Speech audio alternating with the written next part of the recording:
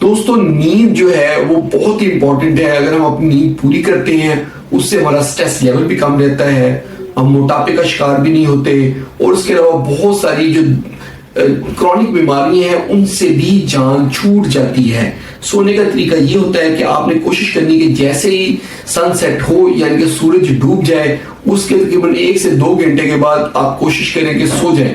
और ये भी कोशिश करें कि जैसे सनसेट हो जाए आप अपने घर में जो आपका एरिया है, बेडरूम है, उसमें लाइट्स को मध्यम कर दें, मध्यम लाइट रखें। और उसके साथ साथ आपने स्क्रीन का इस्तेमाल नहीं करना, यानी कि मोबाइल, टीवी, लैपटॉप किसी चीज का इस्तेमाल नहीं करना।